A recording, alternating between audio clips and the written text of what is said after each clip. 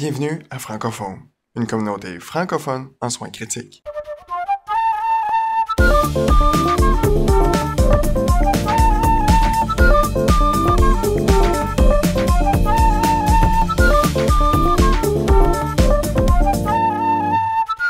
Hey, bonjour tout le monde, vous êtes sur le Francophone. Aujourd'hui, on continue notre série sur les électrolytes, nos amis. Je suis avec Mathieu. Salut Mathieu. Salut Yann, ça va? Ça va bien toi? Ben oui. Alors, es-tu prêt à nous parler du calcium, ce superbe électrolyte intracellulaire tellement essentiel à notre vie? Toujours prête à parler d'électrolytes. Sujet fort passionnant, fort intéressant. Fait qu'on va essayer de rendre ça, encore une fois, intéressant. Oui, puis ça réagit pas mal hein, sur les autres podcasts qu'on a fait sur les électrolytes. Je pense que les gens apprécient bien de faire un petit retour à la base dans ces notions-là. Ouais, effectivement. Fait que là, aujourd'hui, on va se lancer dans le calcium, comme tu as dit. On va mettre plus d'emphase sur l'hypocalcémie que l'hypercalcémie en soi. Parce que c'est vraiment un traitement puis une prise en charge qui est vraiment différente, là. L'hypocalcémie, c'est quelque chose qu'on va quand même voir assez fréquemment aux soins. Mhm. Faut garder en tête, hein, Yann, que ben là, ça dépend des références, là, mais de 20 à 90% des patients aux soins sont hypocalcémiques. Fait que finalement, c'est à peu près 1 sur 5 à peu près tout le monde, là. Fait que, tu sais, on va avoir souvent de l'hypocalcémie. Oui, puis effectivement, on voit beaucoup plus d'hypocalcémie que d'hypercalcémie, juste des fois par nos diurétiques ou par la dilution qu'on donne avec toutes les solutés, là. Donc, je pense que c'est pour ça qu'on a décidé de se concentrer sur l'hypocalcémie. Bon, parlant d'hypocalcémie, comment on le mesure, ce calcium-là en général? Ben, on a deux façons de le faire. Tu as le calcium total, tu sais, qui est un chiffre qui va varier entre 2,20 à 2,40. Là, ça dépend des valeurs de laboratoire. Puis ça, c'est vrai pour tous les épisodes sur les électrolytes. Là, toujours se fier aux valeurs de référence qui est fournies par le laboratoire qui fait l'analyse parce que ben, des fois, vu qu'il y a des changements de réactifs ou des changements de la machine, ben, ça peut faire varier un peu les valeurs de référence. Ça, c'est un piège clinique. C'est surtout pour nos patients aux soins qui ont souvent une hypoalbuminémie, parce qu'on sait que le calcium est lié à 50% de l'albumine. Fait qu'il faut corriger le calcium total en fonction de l'albumine. On va mettre l'équation dans les notes de la balado, là, question que ce soit un peu plus visuel. Sinon, on a peut-être une façon de doser qui est un petit peu plus fiable, qui est le calcium ionisé. Fait que dans les fonds, on fait ça sur une seringue de gaz habituellement. Puis la majorité des articles de référence vont faire référence justement au calcium ionisé. Fait que tous les calciums qu'on va mentionner vont être en calcium ionisé là, au courant de l'épisode. Puis c'est celui qui est un meilleur reflet, je pense, qui est un petit peu plus adéquat. Là. Fait que c'est la forme qui est biologiquement active. Fait que, si vous n'avez pas de calcium ionisé dans vos unités, ben je vous encourage peut-être à essayer de faire les démarches pour en avoir. Oui, absolument. Le calcium ionisé est plus fiable. Et pour tous nos patients dialysés, on utilise le calcium ionisé le matin des dialyses pour bien ajuster notre calcémie. Ouais, puis il faut garder en tête, Yann, que le calcium, hein, c'est encore une fois un électrolyte intracellulaire, comme tu as dit, puis que c'est seulement grossièrement 1% qui est extracellulaire. Fait que la grosse réserve hein, du calcium, on s'entend, est au niveau des os. Fait que le calcium ionisé va nous donner un ajustement un peu plus fin, si on veut, là. Un peu plus reflet. Absolument. Tantôt, tu parlais de faire toujours réfléchir en fonction de l'albumine. Comme tu as dit, on va mettre la formule dans les notes de balado, mais moi, des fois, j'utilise une petite formule rapide. Là, ça peut aider les gens à avoir une idée, voir si tu es dans les normes avec ton calcium. Ce que je fais, c'est que je me dis que l'albumine, la normale, est aux alentours de 40. Donc, pour chaque baisse de 10 d'albumine, je vais ajouter 0,2 au calcium. Donc, si par exemple, j'ai un albumine à 30 puis que j'ai un calcium à 2,1, ben, je considère qu'il est à peu près à 2,30. C'est pas la précision la plus parfaite, mais ça me donne une bonne idée. Surtout lorsque mon calcium est par exemple à 1,8, 1,7, là, puis que j'ai un 20 d'albumine, je sais que je suis en haut de 2 de calcémie. Alors, en général, ça va. Fait que c'est un petit truc rapide en attendant d'avoir la correction faite par le laboratoire. Maintenant qu'on sait comment le mesurer, c'est quoi le lien qu'on fait? Parce qu'on a parlé déjà du phosphore, mais c'est quoi le lien qu'on fait entre le calcium et le phosphore, Mathieu? Ouais, ben tu sais, on se souvient, hein, toute la régulation phosphocalcique, hein, les deux vont de pair parce qu'on se souvient hein, que mettre du phosphore avec du calcium ensemble, ça chelate. Mais dans les faits, on appelle ça un os, hein. Les os sont littéralement de la chélation phosphocalcique. Fait qu'il faut toujours vérifier son phosphore avant de répéter une calcémie parce que tu peux avoir une hypocalcémie qui est secondaire à une hyperphosphatémie. Puis, juste pour vous donner une idée, là, si jamais vous êtes à risque de chélation phosphocalcique, ça c'est une règle quand même assez générale mais répandue. On va prendre le phosphore sérique, on va faire fois le calcium total, puis si le produit de tout ça est plus grand que 4, là, il y a un risque de chélation. Fait que là, ça veut dire que si on est au-dessus de 4 là, en termes de risque de chélation, ben là, la réplétion du calcium va vraiment avoir des bons arguments pour le faire.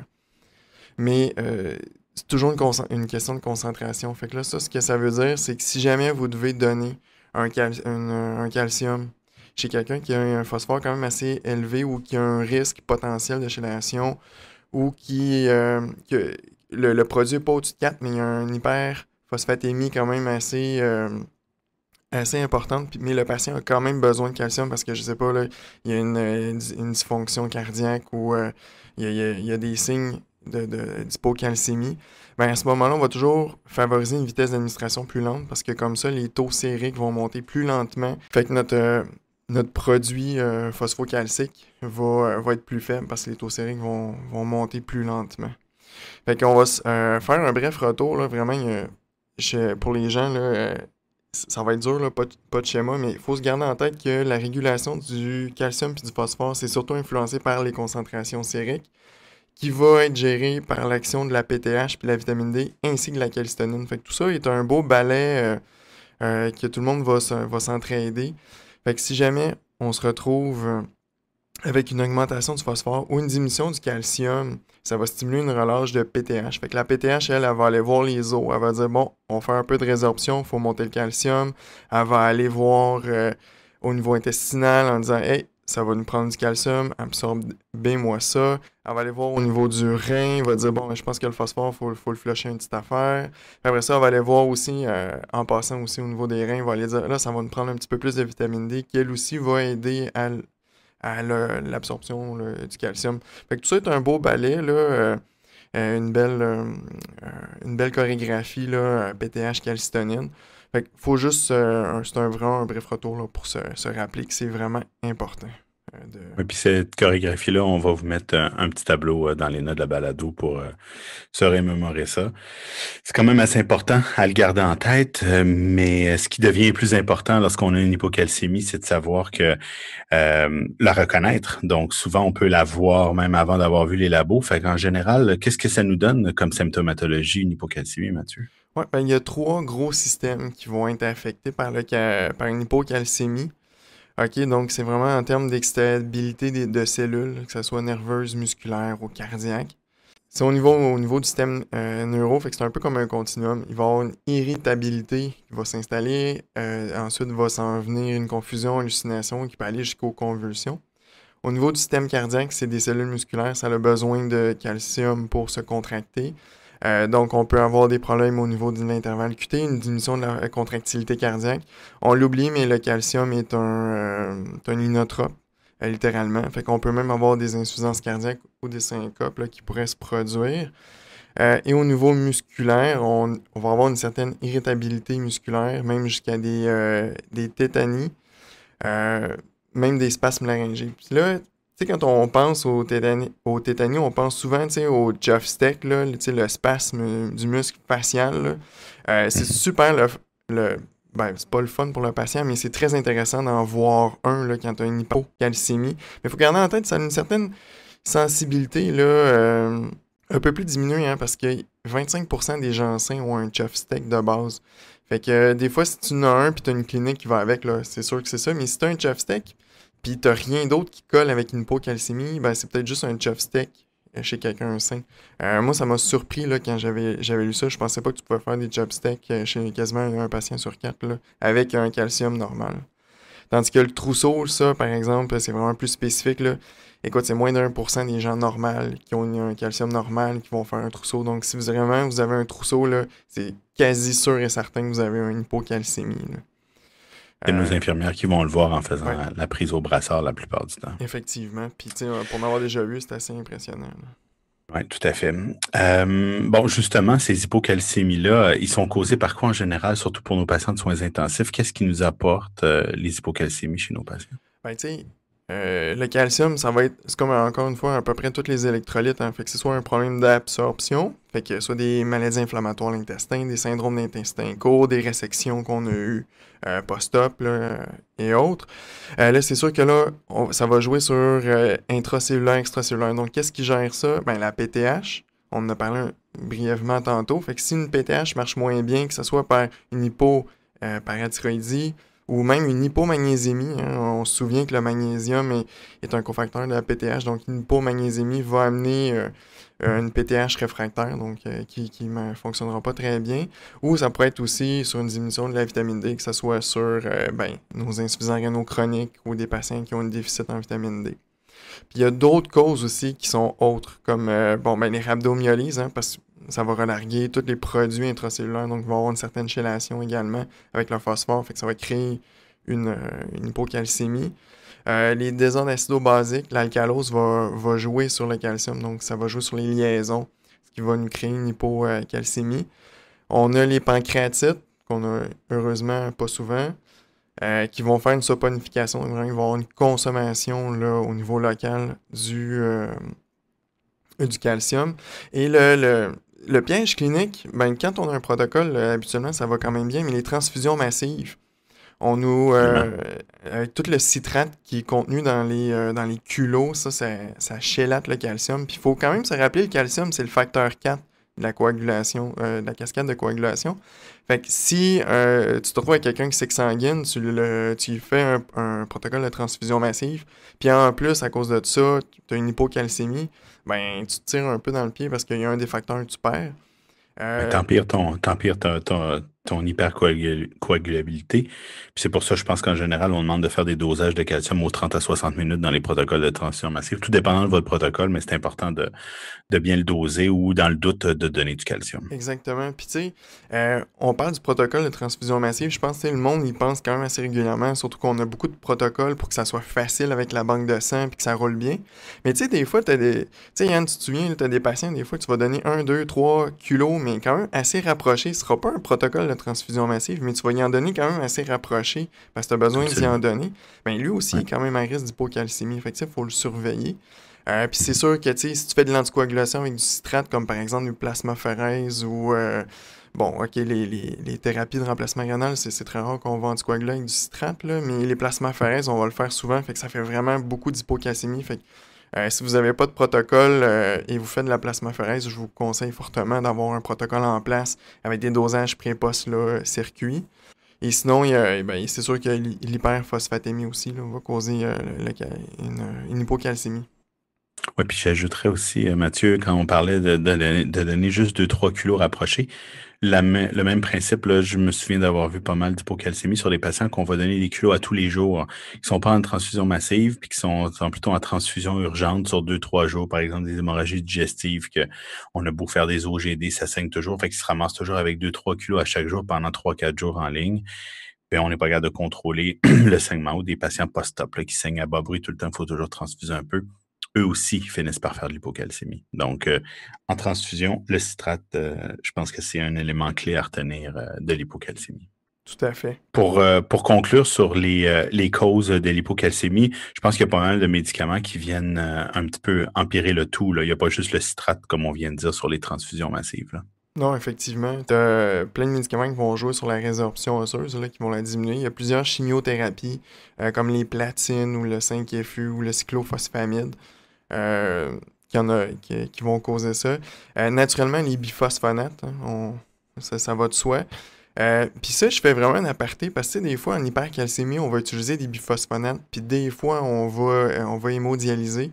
Moi, ça m'est déjà arrivé, en hypercalcémie, on avait donné un biphosphonate intraveineux, puis pas longtemps après, on avait dialysé, mais là le biphosphonate se met à kicker in Mhm. après la dialyse. Fait que c'est quand même poche parce que là, on avait vraiment des trousseaux. Fait que, tu sais, répléter du calcium chez quelqu'un qui sa raison d'admission, c'est hypercalcémie. Fait qu'il faut quand même garder ça en tête, là. C'est pas juste les biphosphonates Peros, là, une fois par semaine, là. Sinon, il y a certains antibiotiques, comme l'amphotericine B aussi, là, qui pourraient faire ça.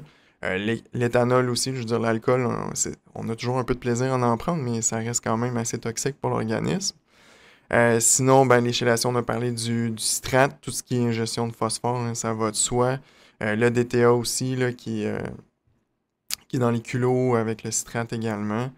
Il y a des agents un petit peu plus flyés, là, comme le foscarnet, là, qui est un antimicrobien qu'on voit très rarement, ou tout ce qui est inducteur du métabolisme, comme la phénitoïne ou le phénobarbital.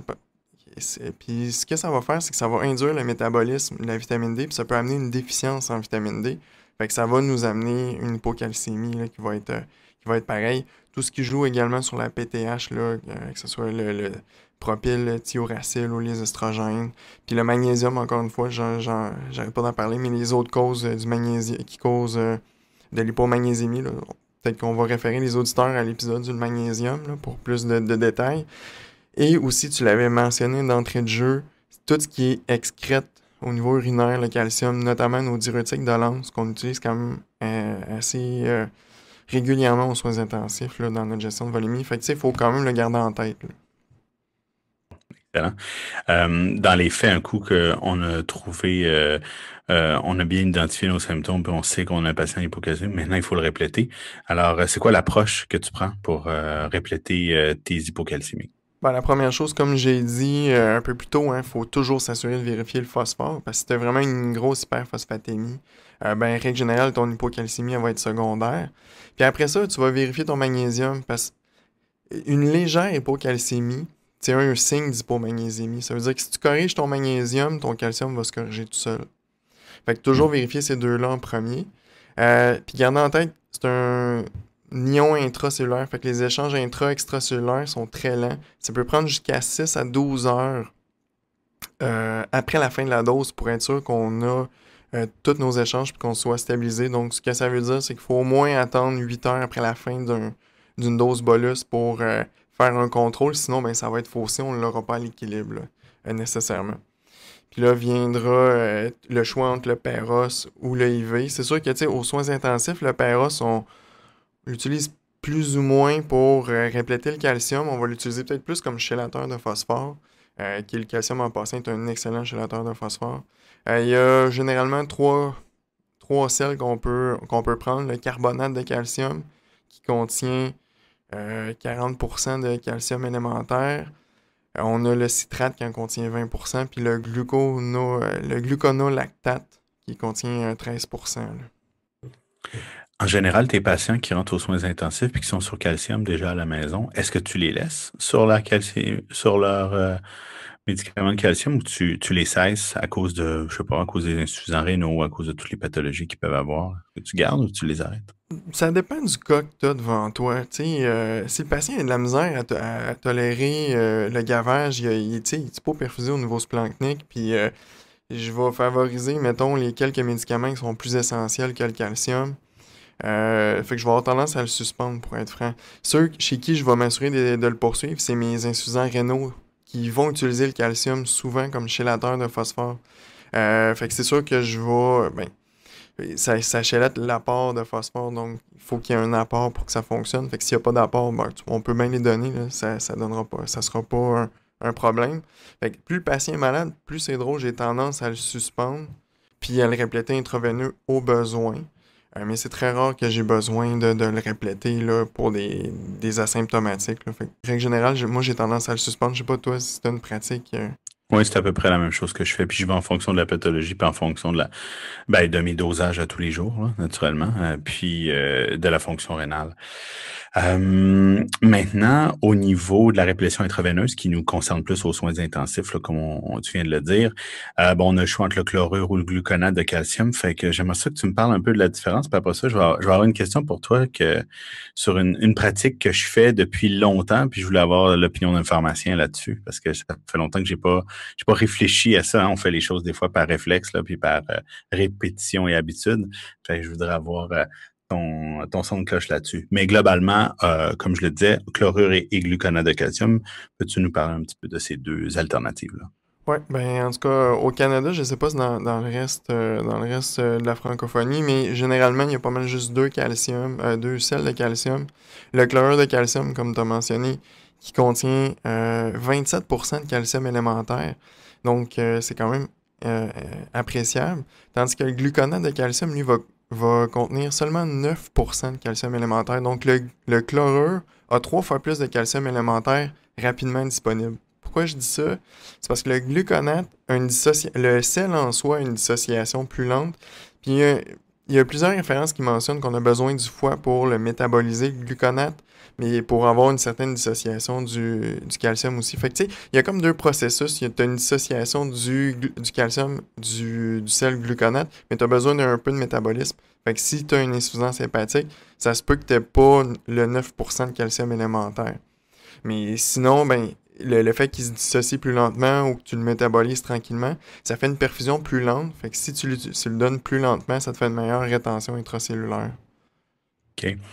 Bon, tu vois, ce que je voulais te demander, c'est un petit peu dans cette optique-là. Je sais pas, moi, quand j'étais résident, la plupart de mes patrons utilisaient uniquement du chlorure du calcium. C'est comme si le gluconate avait un peu une mauvaise presse parce que faut en donner plus, c'est plus compliqué. Il y a les problèmes avec le métabolisme hépatique.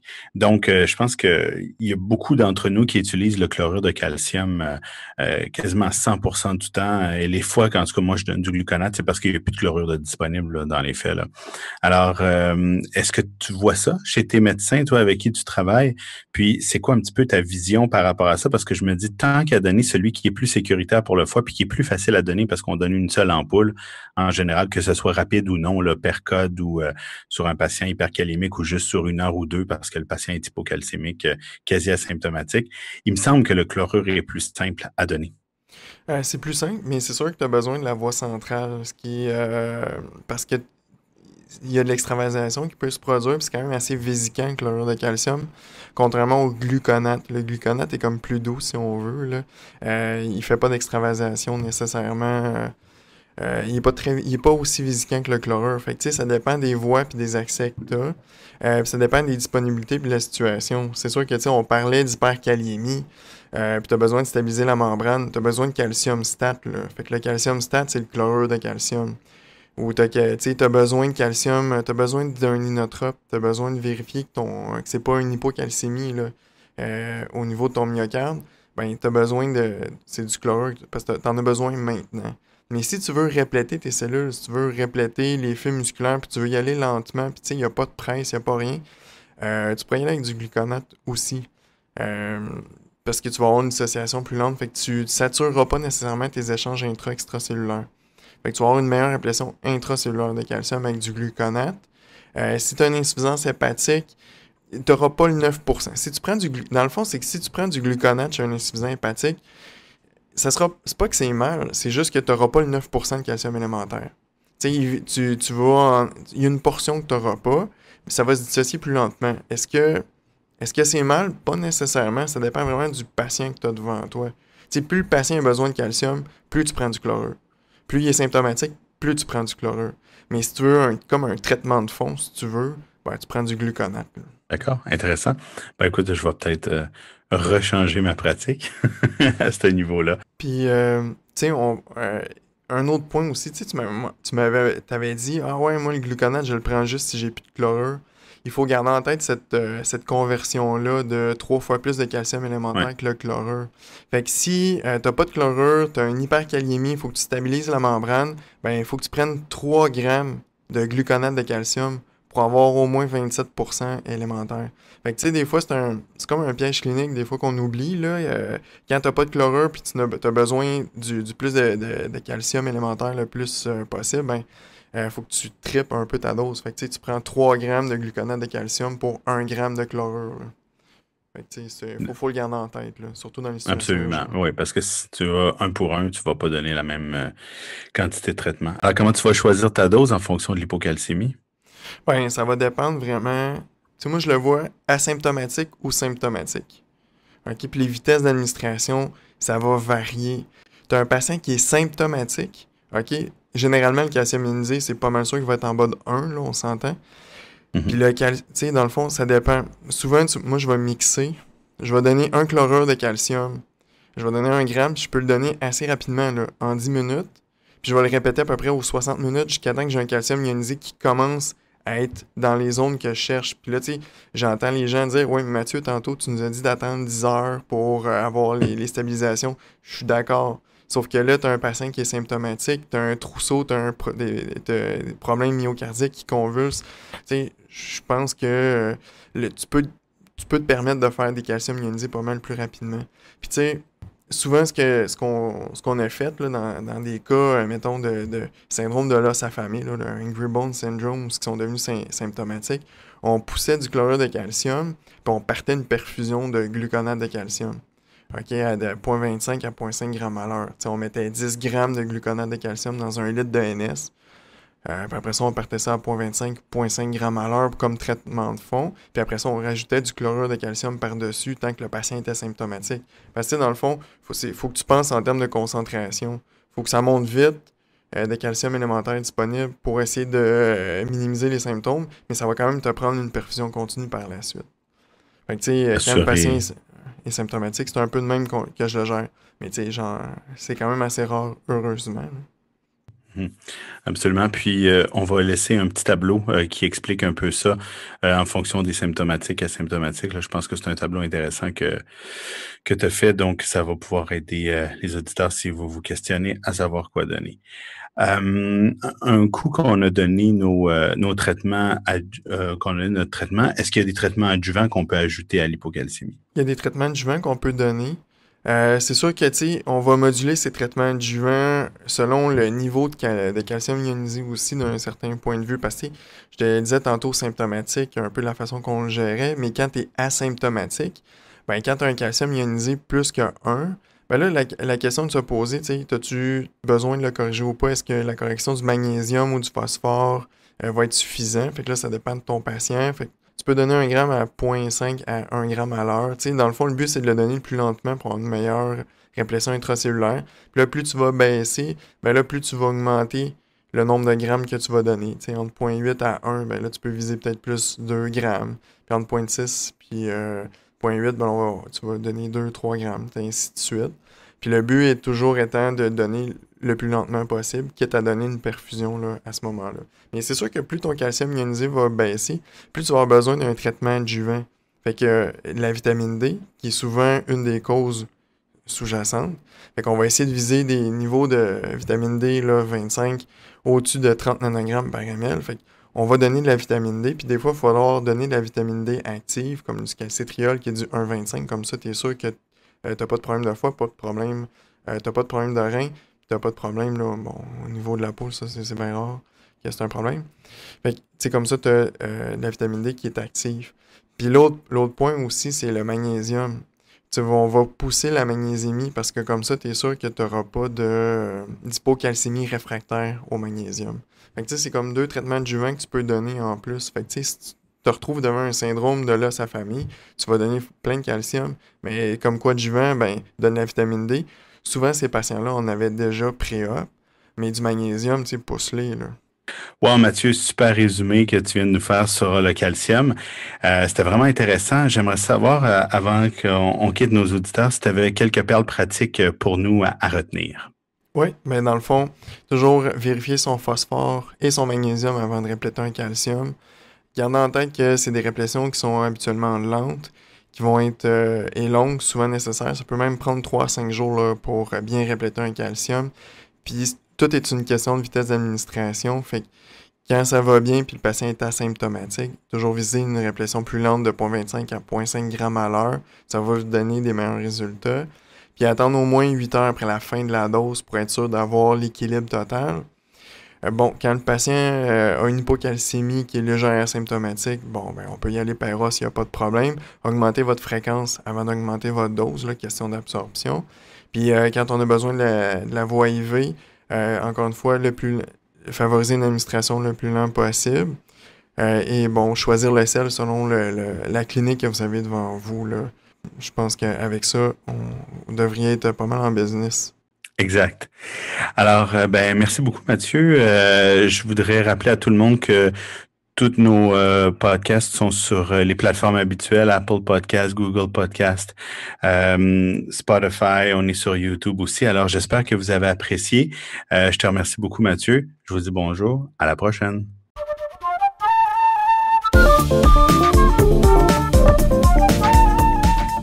L'information contenue dans cette balado-diffusion est de nature informative seulement et ne remplace aucunement le jugement ou l'avis d'un professionnel.